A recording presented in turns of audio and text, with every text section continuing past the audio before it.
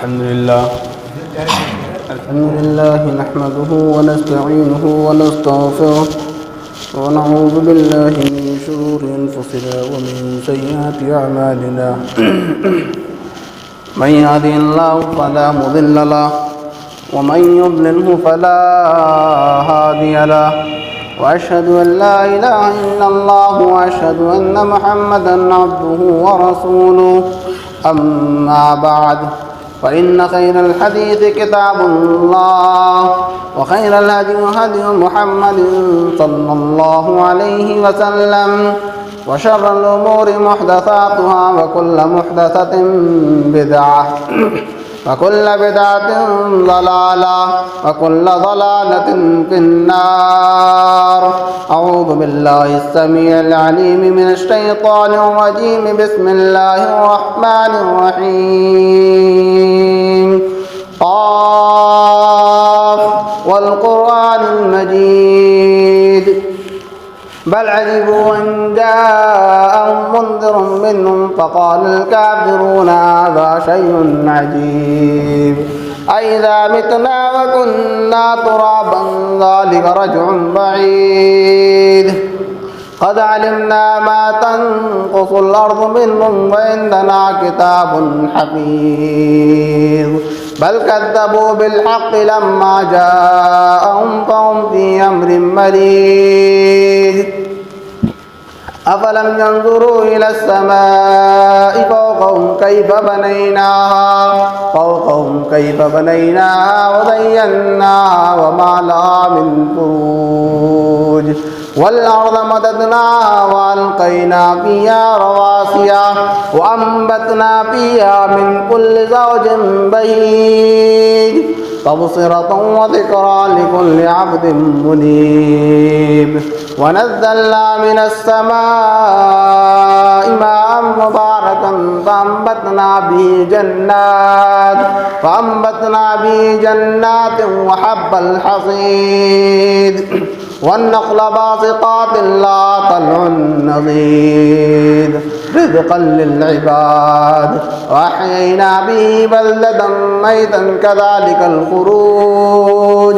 كذبت قبلهم قوم نوح وأصحاب الرس وثمود وعاد وفرعون وإخوان لوط وأصحاب الأيكة وقوم تبع كل كذب الرسل فحق وعيد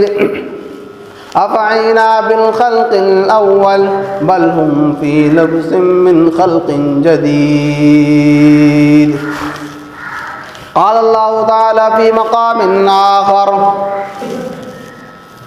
بسم الله الرحمن الرحيم إذا زلزلت الأرض زلزالها وأخرجت الأرض أثقالها وقال الإنسان ما لها يومئذ تحدث أخبارها بأن ربك أوحى لها يومئذ يصدر الناس أشتاتا ليروا أعمالهم فمن يعمل مثقال ذرة خيرا يره ومن يعمل مثقال ذرة شرا يره. وقال تعالى في موضع آخر يا أيها الناس اتقوا ربكم إن زلزلة الساعة شيء عظيم يوم ترونها تذهل كل مرضعة عما أرضعت وتضع كل ذات حمل حملها وترى الناس سكارى وما هم بسكارى ولكن عذاب الله شديد. وقال النبي صلى الله عليه وسلم أعمار أمتي بين 60 و 70. हाज़रीन जुमा, सबसे पहले किबरियाई और बड़ाई, हर तरह की तारीफ़, हम्दो सना मालिक अर्ज़ व समा, खालिक कायनात, हम सब का राज़िक़ मालिक उस अल्लाह रब्बुल आलमीन के लिए कि जिस अल्लाह रब्बुल आलमीन ने हमारी ज़िंदगी गुजारने के लिए वो रास्ते दिए, वो राहें दी, जिनको समझकर, जिनको देखकर, जिनको पढ़कर और जिनको सुन करके हम अपनी ज़िंदगी को कामयाबी की राह पर गामज़न कर सकते हैं। بعدہ لاکھوں کروڑوں درود و سلام کا نذرانہ پیش ہو تمام انبیاء کرام پر، خصوصاً انبیاء کرام کی آخری کڑی جناب محمد رسول اللہ صلی اللہ علیہ وسلم پر، کہ جنہوں نے اللہ رب العالمین کا لایا ہوا دین من وعن، جس طریقے سے رب نے دیا تھا اسی طریقے سے اللہ رب العالمین کے پیغام کو ہم تک پہنچایا۔ اور اس بات کی گواہی آپ نے دینا تو دور کی بات، رب واحد نے قرآن مجید کے اندر خود اس بات کی گواہی دی، وما ينطق عن الهوى ان هو الا وحی یوحی، نبی کی زبان سے نکلنے والا ایک ایک لفظ، ایک ایک بات جو آپ لوگوں کو بتائیں وہ تمام کی تمام باتیں اللہ رب العالمین کی جانب سے ہوا کرتی ہیں۔ یہ لب، یہ ہونٹ اگر جنبش بھی کرتے ہیں، کچھ حرکت بھی ہوتی ہے، تو اس پر آنے والے الفاظ یہ اللہ رب العالمین کے ہوا کرتے ہیں۔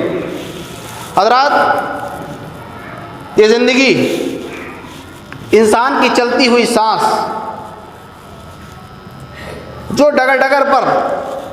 موقع موقع پر رک رک کر کے انسان کو جینا سکھاتی ہے۔ کبھی بیماری کی شکل میں انسان کو یہ احساس ہونے لگتا ہے کہ دنیا میں میرا کچھ بھی نہیں ہے، کبھی کسی اور پریشانی کی شکل میں اس کو بزنس میں گھاٹا ہو جائے یا گھاٹا نہ ہو، گھریلو پریشانی اتنی زیادہ سخت ہو جائے کہ وہ اپنی زندگی سے اکتا چکا ہو،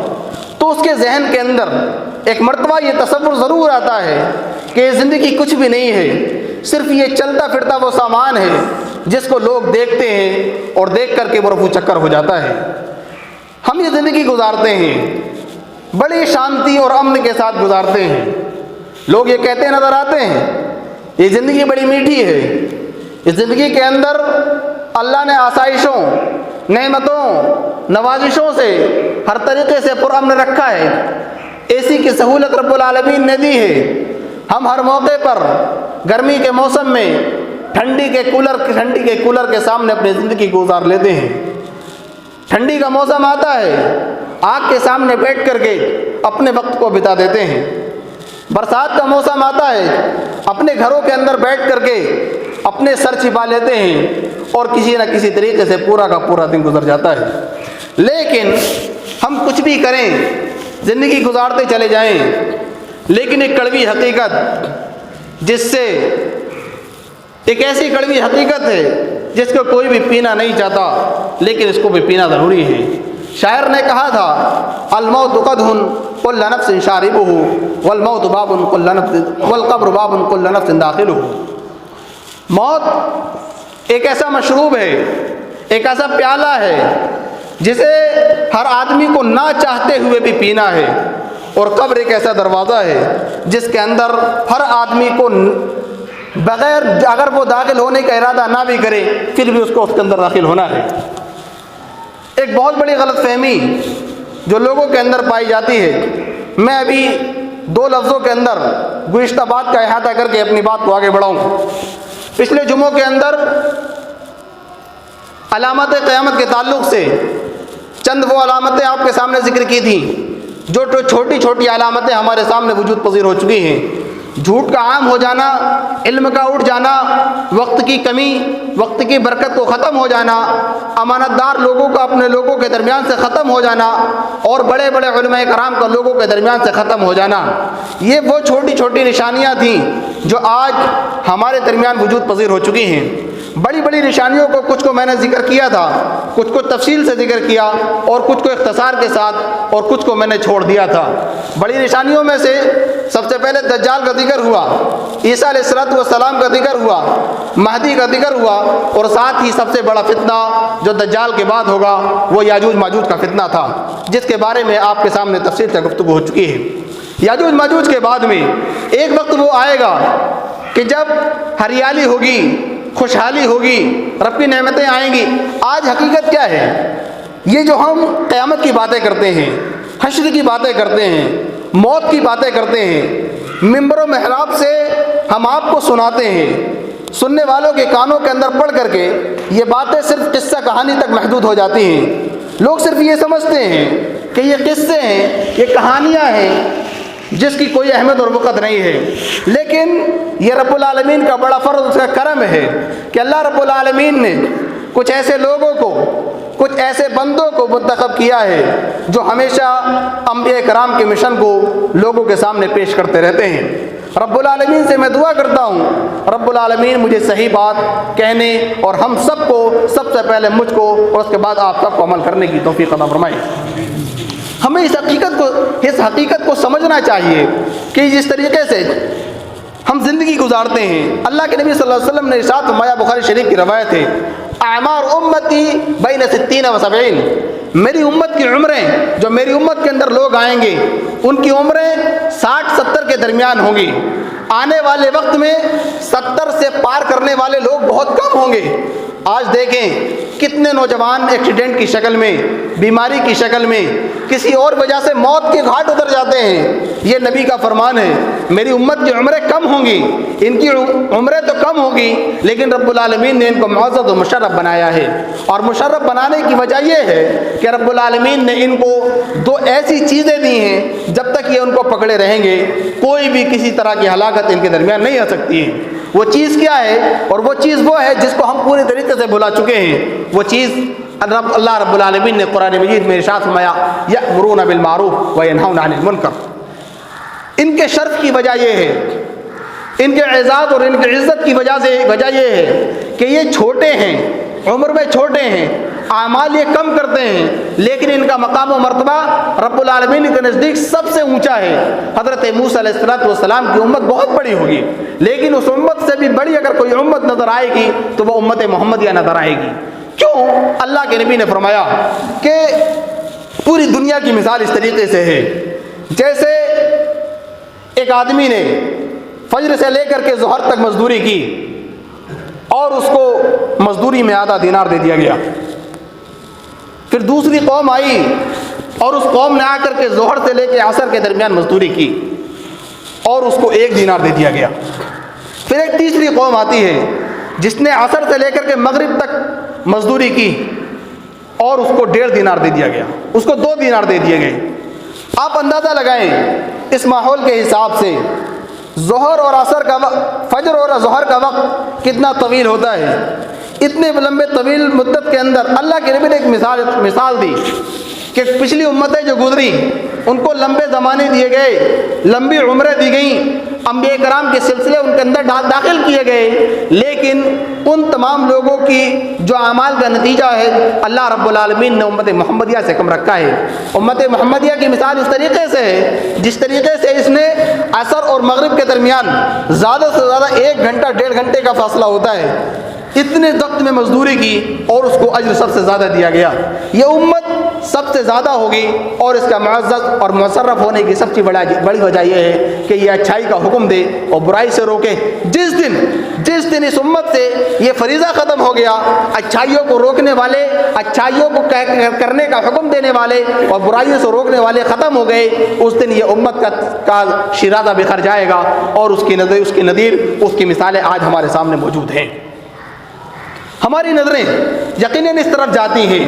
کہ کون اپنے منہ اپنے گلے میں گھنٹی باندھے۔ ہم برائیاں دیکھتے ہیں اور دیکھ کر کے نظر انداز کر جاتے ہیں، یہ ہمارے لیے ہلاکت کا، بظاہر ہمیں نظر نہ آتا ہو کہ یہ ہمارے لیے ہلاکت ہے، لیکن حقیقت یہ ہے ہمارے کام بگڑ جاتے ہیں۔ ہماری زندگی ہمیں نمونے دکھاتی ہے، آئیڈیل دکھاتی ہے۔ یہ سمجھنے والے کے بات کے اوپر ہے، وہ حکیم کے اوپر ہے جو حکمت و دانائی رکھتا ہے، سمجھداری رکھتا ہے کہ کس طریقے سے اللہ رب العالمین نے مجھے اس کے لیے نصیحت کے طور پر مجھے یہ آگاہ کیا ہے۔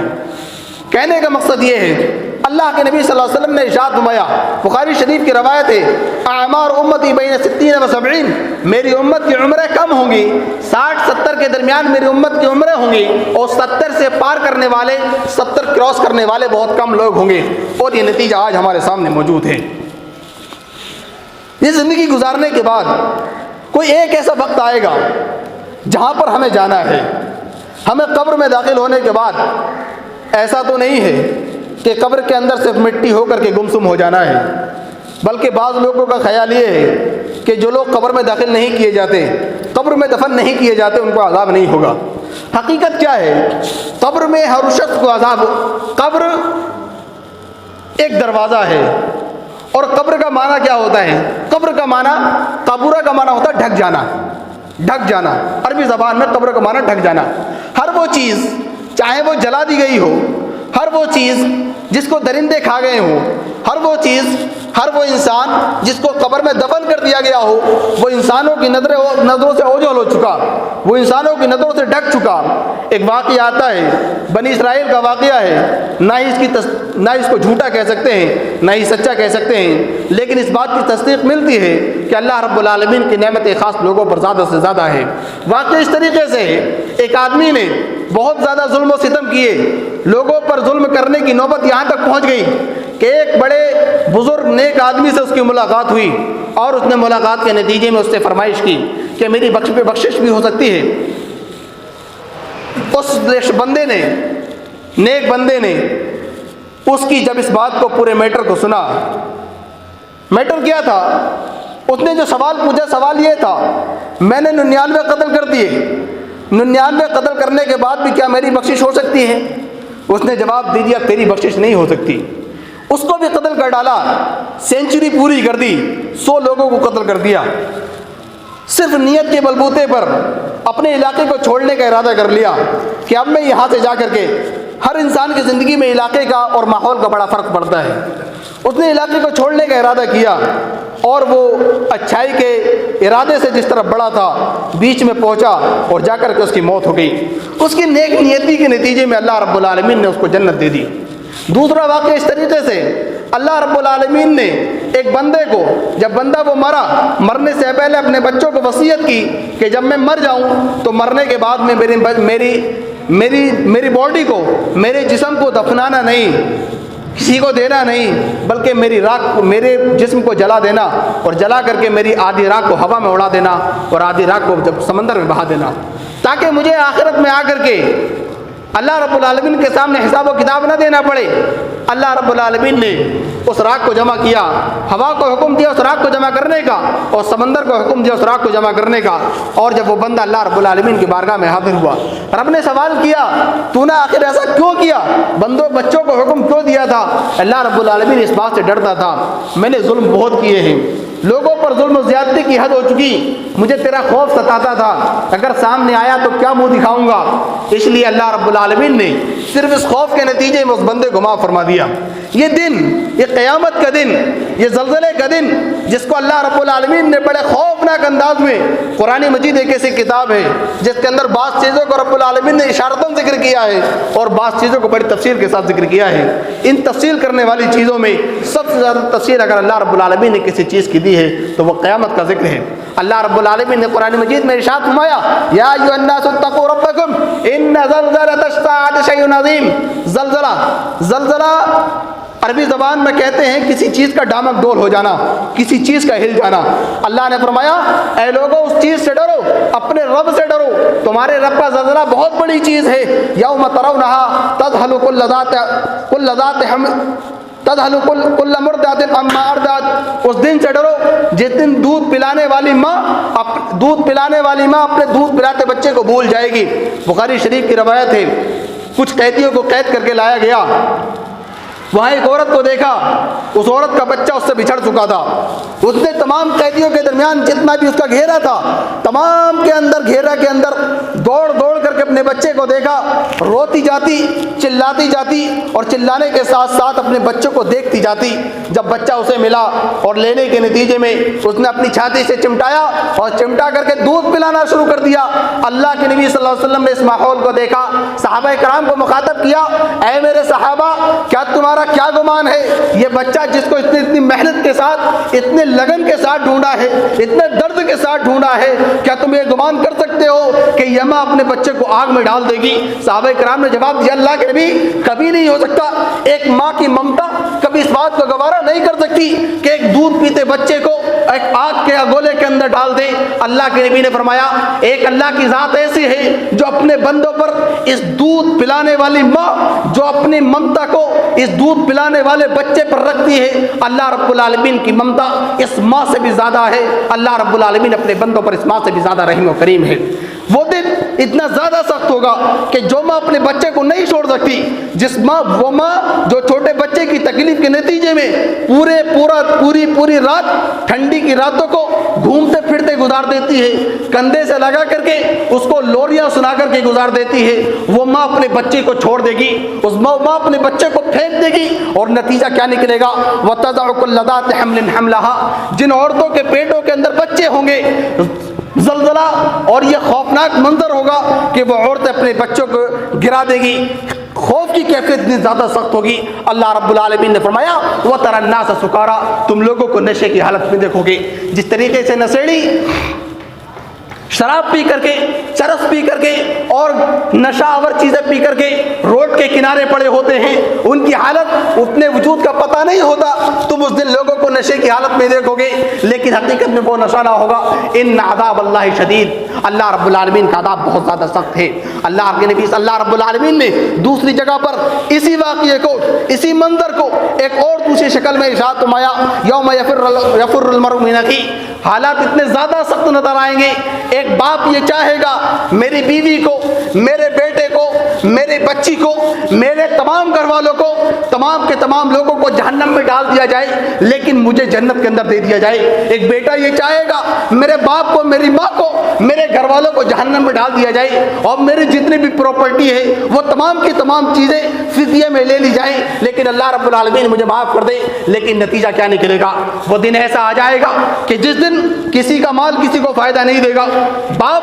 جو تھوڑی سی پریشانی کی بنا پر اپنے بچے کو بڑے سے بڑے ہاسپٹلوں کے اندر داخل کرانے کے لیے تیار ہو جاتا ہے، وہ باپ بھی اس دن چھوڑ کر کے بھاگ جائے گا۔ وہ ماں جو تھوڑی سی تکلیف اپنے بیٹے کی نہیں دے سکتی، وہ ماں بھی چھوڑ کر کے بھاگ جائے گی۔ وہ بہن جس کو اپنے بھائی سے اتنا پیار ہوتا ہے، جو ہمیشہ اپنے بھائی کے سائے کو اپنے سر کے اوپر رکھنا چاہتی ہے، جسے ایک امنگیں اور امیدیں نظر آتی ہیں، وہ بہن بھی اپنے بھائی کو بھول جائے گی۔ اللہ رب العالمین نے فرمایا وہ دن ایسا ہوگا وہ بنی وہ فصیلتہ التی تؤوی، انسان یہ چاہے گا کہ اس کی پراپرٹی کو اس کے فدیے میں قبول کر لیا جائے اور اس کو معاف کر دیا جائے، لیکن اللہ نے فرمایا لکل امرئ منھم یومئذ شأن یغنی، ایک دوسرے کو دوسرے کے حوالے کرنا تو دور کی بات، ہر آدمی کو اپنی اپنی پڑی ہوگی، ہر آدمی اپنے اعمال کے نتیجے کے سرشار ہوگا، ہر آدمی اپنے نتیجے میں پریشان ہوگا۔ اللہ کے نبی صلی اللہ علیہ وسلم نے ارشاد فرمایا، ترمذی شریف کی روایت ہے، راوی حدیث حضرت ابو ہریرہ رضی اللہ تعالیٰ عنہ کہتے ہیں اللہ کے نبی صلی اللہ علیہ وسلم نے لوگوں کو مخاطب کیا، قیامت کا ذکر فرمایا اور فرمایا آخر میں کس طریقے سے چین کی نیند سو سکتا ہوں، میں کس طریقے سے اللہ رب العالمین کی باتیں، اللہ کے احکام تم تو نہ بتاؤں، چونکہ ایک فرشتہ ایسا ہے جو سور پر اپنا منہ لیے کھڑا ہے اور اس بات کا انتظار کرتا ہے، آسمان کی طرف دیکھ رہا ہے کب اللہ رب العالمین کا حکم آ جائے، کب رب العالمین حکم دے دے اور وہ سور پھونک دے۔ صحابہ نے سوال کیا اے اللہ کے نبی ہمیں کیا کرنا ہوگا ایسے حالات میں جب ہمارے اوپر اتنے زیادہ خوف ہے، ایک فرشتہ کھڑا ہوا ہے، ہمیں کیا کرنا چاہیے اس سے بچنے کے لیے، اس ہولناکی سے بچنے کے لیے؟ اللہ کے نبی نے فرمایا حسبنا اللہ ونعم الوکیل، تمہاری زبانوں پر حسبنا اللہ ونعم الوکیل کا ورد ہونا چاہیے۔ یہ ورد اللہ کے نبی صلی اللہ علیہ وسلم نے لوگوں کو ان پریشانیوں سے بچانے کے لیے ارشاد فرمایا۔ جب زلزلہ آ جائے گا، زلزلے کے بعد میں لوگ بدحواش نظر آئیں گے، پھر ایک سور پھونکا جائے گا۔ سور مستقل ایک موضوع ہے، میں انشاءاللہ کبھی موقع ملے گا تو اس کے بارے میں تفصیلی بات کروں گا۔ مختصر طور پر ایک آیت کریمہ کی روشنی میں تھوڑی سی بات کہہ کر کے آگے بڑھنے کی کوشش کروں گا۔ اللہ رب العالمین نے فرمایا فنفخ فی الصور، ایک سور پھونکا جائے گا اور اس سور کے نتیجے میں جتنی بھی چیزیں زمین اور آسمان کے درمیان ہیں تمام کی تمام چیزیں سہم جائیں گی، اور پھر ان کے بعد میں ان پر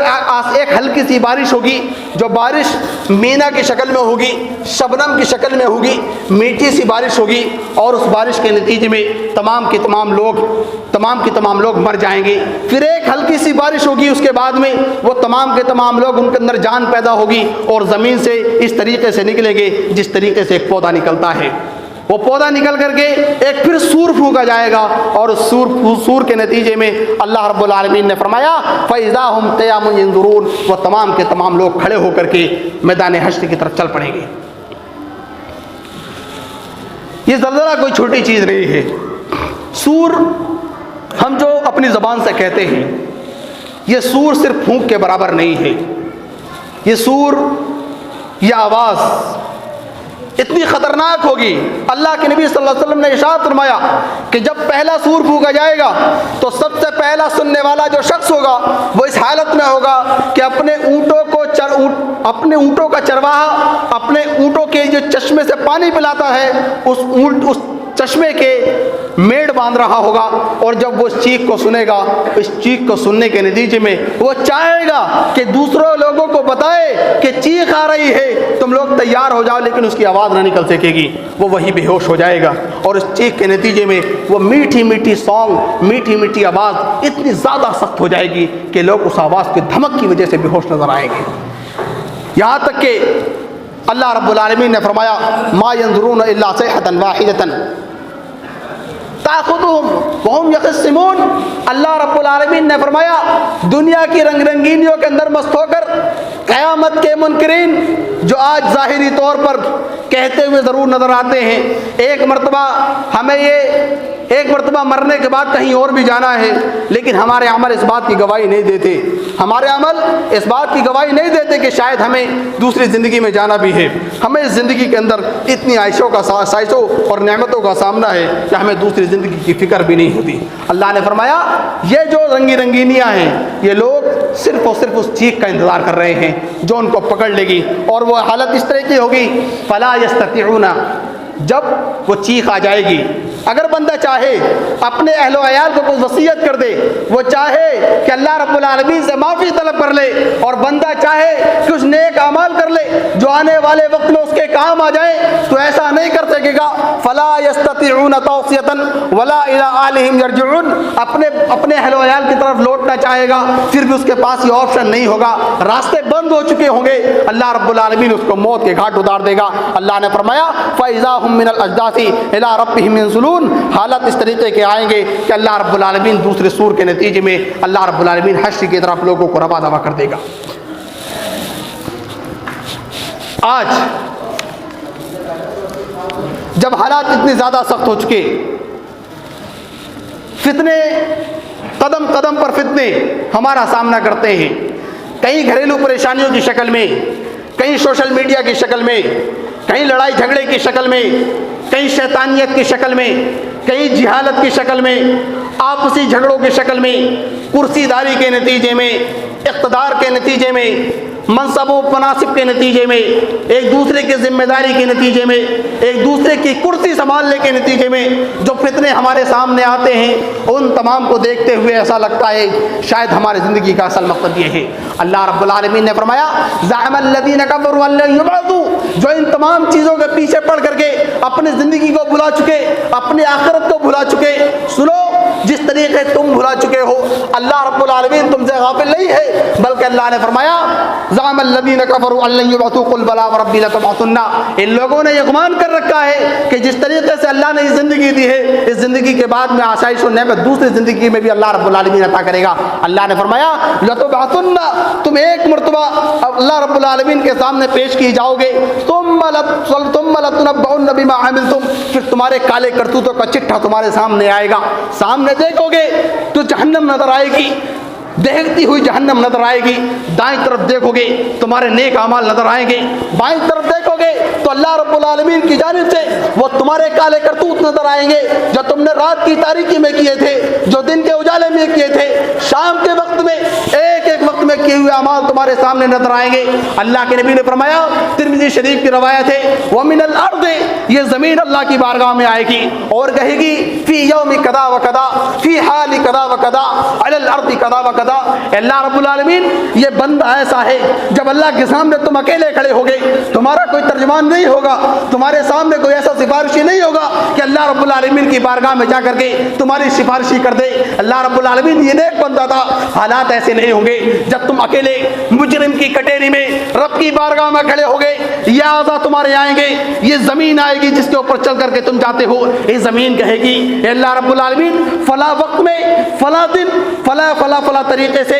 اس نے یہ کام کیا تھا، یہ ہاتھ تمہارے گواہی دیں گے اے اللہ اس ہاتھ کے نتیجے میں اس نے فلاں بندے پر ظلم کیا تھا، یہ پیر جن کے یہ جسم جس کی وجہ سے تم پوری زندگی اپنی بالکل برباد کر دیتے ہو، یہ تمہارے جسم ایک ایک آدھا گواہی دیں گے، یہ پیر گواہی دیں گے اس ظلم کی وجہ سے یہ جرم کرنے کے لیے میرے ذریعے سے اس کی طرف گیا تھا، یہ آنکھیں گواہی دیں گی اس نے گندی نظریں کسی پر ڈالی تھی، یہ دماغ گواہی دے گا فلاں شخص کے نتیجے میں اس نے غلط تدبیریں میرے ذریعہ لی تھی، یہ بازو گواہی دیں گے جن کے بلبوتے پر آج پٹوں کی طاقت کی وجہ سے تم اپنے آپ کو زیادہ طاقتور سمجھتے ہو اور اس کی وجہ پر لوگوں پر ظلم کرنے کی اپنے کو قادر سمجھتے ہو، یہ پٹے گواہی دیں گے اللہ رب العالمین کے نتیجے میں اس نے لوگوں پر ظلم کیا تھا۔ اس لیے جن کو ہم سینتنے کی کوشش کرتے ہیں، جن کو ہم بنانے کی کوشش کرتے ہیں، یا اعلی اولاد، ہماری بیوی، ہماری ماں، ہمارے بچے جو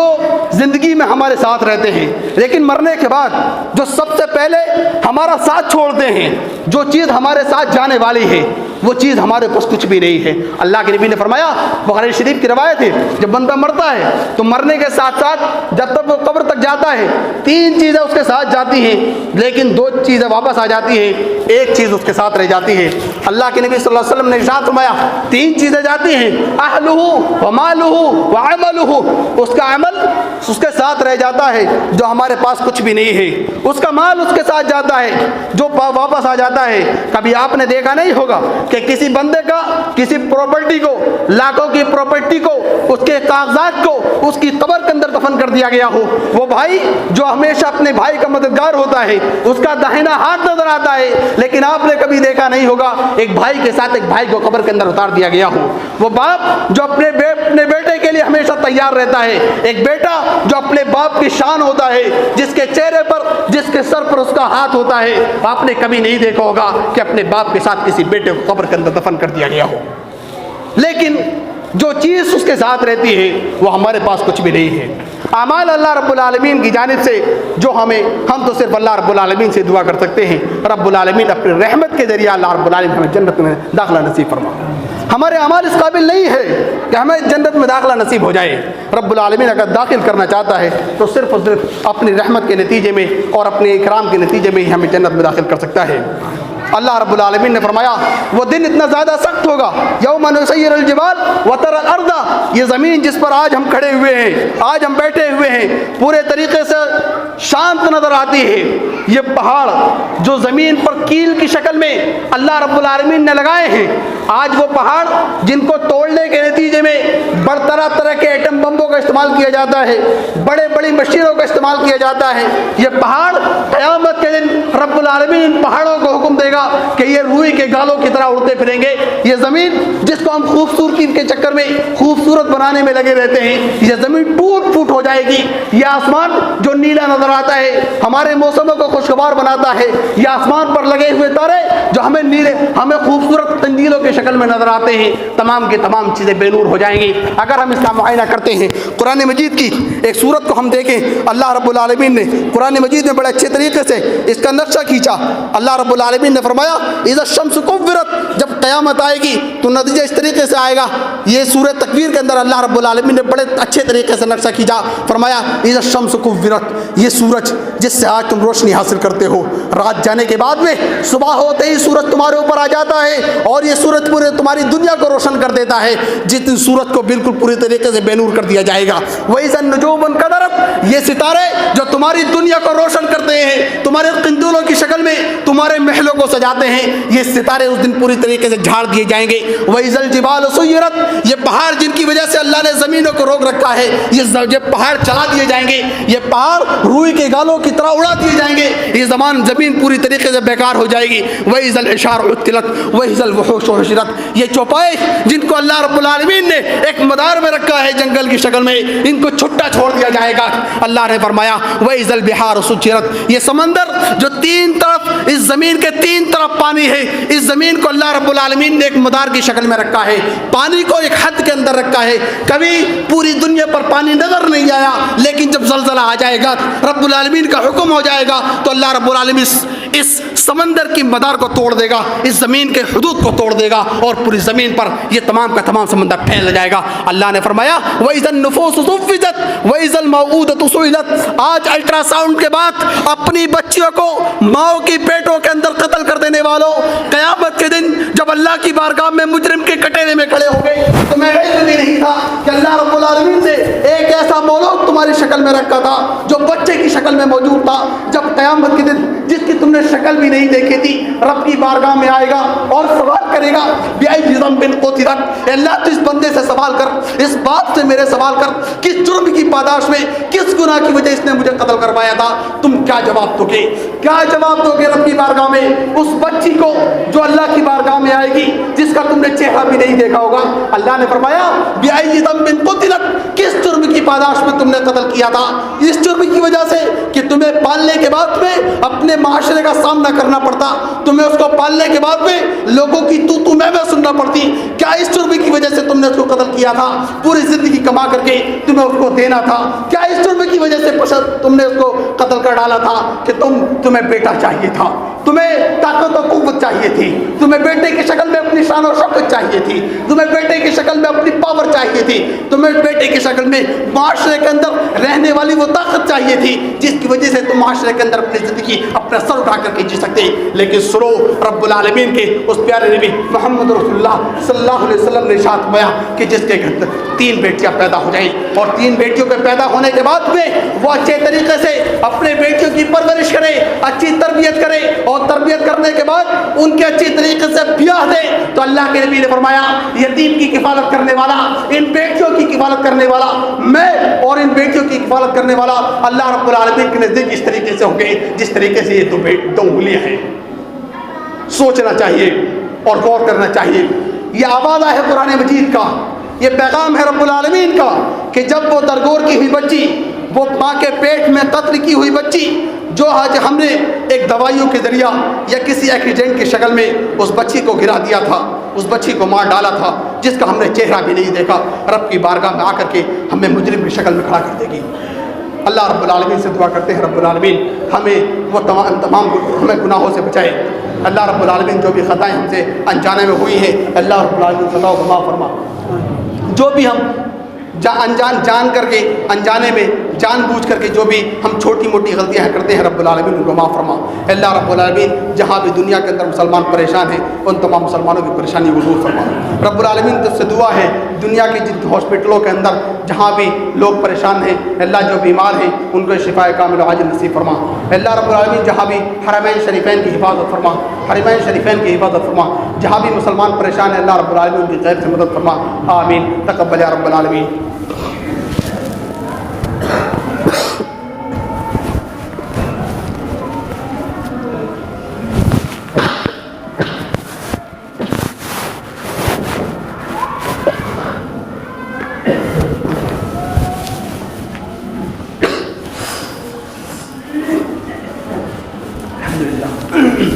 الحمد لله نحمده ونستعينه ونستغفره ونعوذ بالله من شرور انفسنا ومن سيئات اعمالنا من يهده الله فلا مضل له ومن يضلل فلا هادي له